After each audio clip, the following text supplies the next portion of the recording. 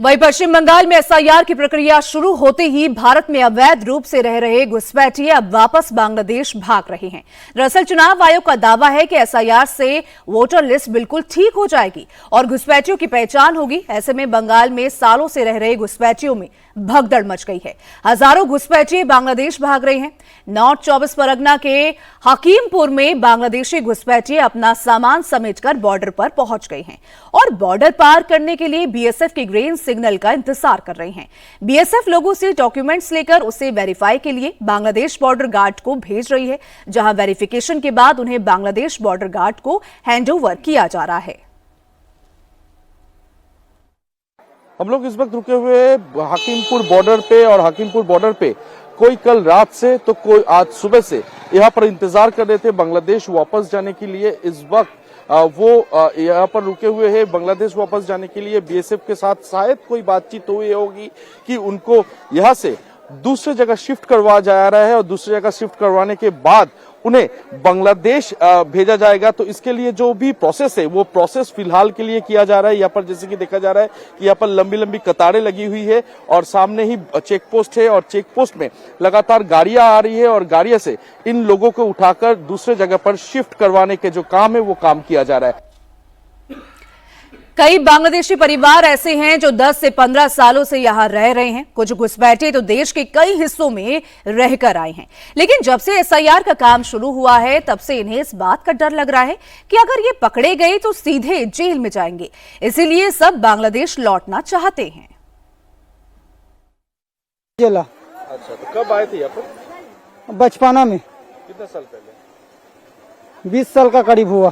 कैसे आए थे यहाँ पर? माँ बाप का साथ।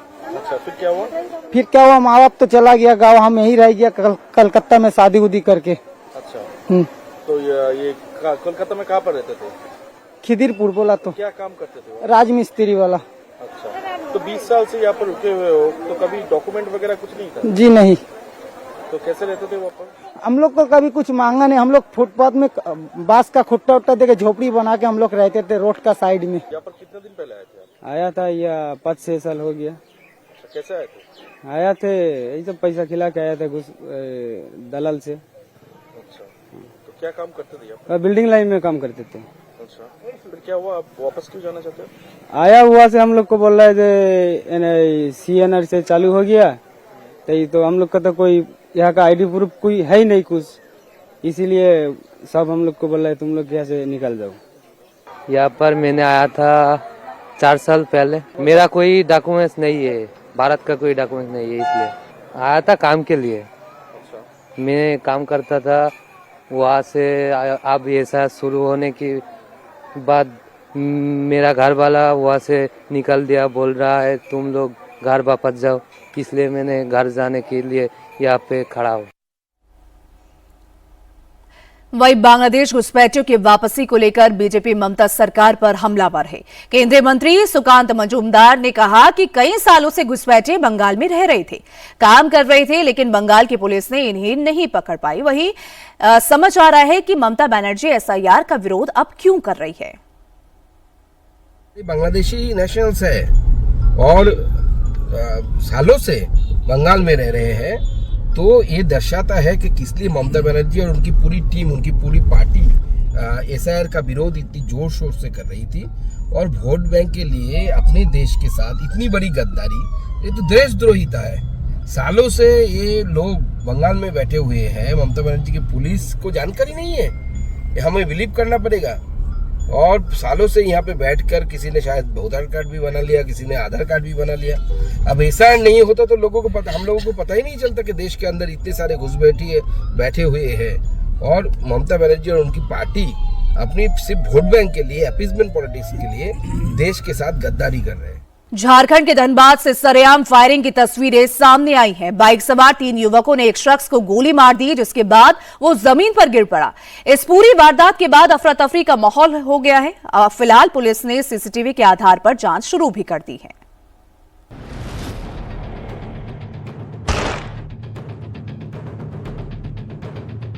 एक गोली चली और युवक जमीन पर गिर गया। सरेआम सड़क किनारे इस युवक को बाइक सवार बदमाशों ने गोली मारी और आराम से मौके से फरार हो गए। बीच सड़क पर युवक को गोली मारने की ये तस्वीर झारखंड के धनबाद से आई है, जहां एक बाइक पर आए 3 बदमाशों ने सड़क से जा रहे युवक को गोली मार दी।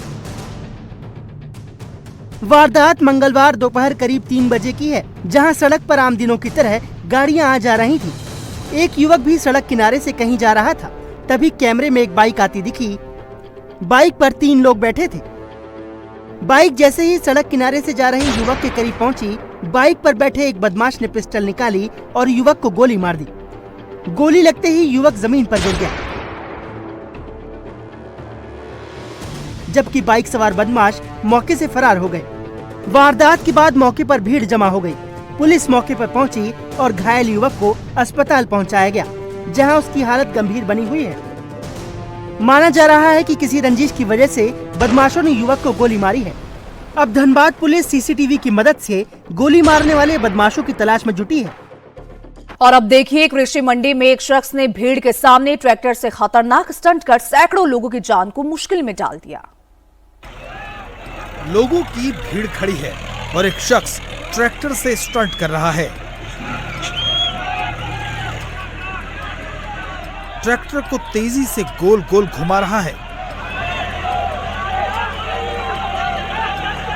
यह शख्स इस बात से बेफिक्र है कि पास ही इतने सारे लोग खड़े हैं और वो ट्रैक्टर को गोल गोल घुमा रहा है। जरा सी चूक, ट्रैक्टर पर थोड़ा भी कंट्रोल छूटा तो सामने खड़े लोग इसकी चपेट में आ सकते हैं। लेकिन ट्रैक्टर के ड्राइवर को इसकी फिक्र नहीं, वो तो स्टंट करता जा रहा है और वो भी रात के 11 बजे।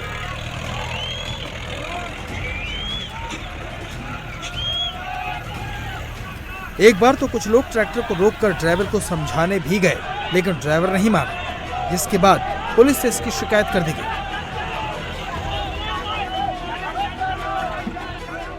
शिकायत मिलने पर जब पुलिस की टीम मौके पर पहुंची तो स्टंटबाज ट्रैक्टर लेकर भाग गया। रात के अंधेरे में ट्रैक्टर के स्टंट का वीडियो मध्य प्रदेश के अशोकनगर की कृषि उपज मंडी का है।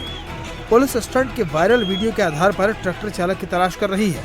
स्थानीय लोगों का कहना है कि इससे पहले भी कुछ दूसरे ट्रैक्टर के ड्राइवरों ने इसी तरह के स्टंट किए थे। और अब बड़ी खबर यूपी के गाजीपुर से, जहां पुलिस ने एनकाउंटर के बाद गौ तस्कर को एक गैंग को पकड़ने में कामयाबी हासिल की है। मुठभेड़ के बाद पुलिस ने गैंग के 3 तस्करों को गिरफ्तार किया, साथ ही 6 गौवंश को भी मुक्त कराया। गाजीपुर जिले की स्वाट टीम ने जंगीपुर और बिरनो थाना के पुलिस ने मिलकर इस गैंग को पकड़ा है। मंगलवार की शाम को गौ तस्करों का ये पूरा गैंग जंगीपुर गोरखपुर हाईवे के रसूलाबाद और देवकथिया मोड़ के पास से जा रहा था। पुलिस ने इन्हें रोकने का इशारा किया तो ये गाड़ी लेकर भागने लगे। तेज रफ्तार पिकअप और स्कॉर्पियो को रोकने के दौरान तस्करों ने पुलिस पर फायरिंग शुरू कर दी। जवाबी फायरिंग में 3 तस्कर घायल हुए। पुलिस ने इनके पास से 3 अवैध तमंचा, 6 गौवंश, 1 स्कॉर्पियो और 1 पिकअप वैन भी बरामद की है। एसओ बिन्नो प्रतिदिन की भांति अपने क्षेत्र में भ्रमणशील थे, गश्त कर रहे थे तथा जो संदिग्ध वाहन है और व्यक्ति हैं उनकी चेकिंग कर रहे थे। वो मच्छरटाली के करीब थे कि उनको एक संदिग्ध स्कॉर्पियो और पिकअप जो है आती हुई दिखाई दी। जब एसओ बिन्नो के द्वारा दोनों संदिग्ध वाहनों को रोकने का इशारा किया गया तो रोकने के बजाय वो तेजी से जंगीपुर की तरफ भागे, जिसमें तत्काल ही एसओ बिन्नो के द्वारा एसओ जंगीपुर को सूचना दी गई। एसओ जंगीपुर एसओजी टीम के साथ उस समय रसूलपुर बेलवा पे चेकिंग कर रहे थे। जब उनको सूचना प्राप्त हुई तो उन्होंने तत्काल डीसीआर को कंट्रोल रूम को जरिए दूरभाष सूचित किया तथा जो जंगीपुर की तरफ जो संदिग्ध वाहन जा रहे थे उनकी तरफ मूवमेंट करना चालू किया। जब दोनों संदिग्ध वाहनों ने देखा कि पुलिस टीम उनकी तरफ बढ़ रही है तो उनके द्वारा जंगीपुर की पुलिस टीम और जो एसओजी की टीम है उनके ऊपर फायरिंग की गई और वापस जो है मुड़कर गाड़ी को वापस ले जाने का प्रयास किया गया।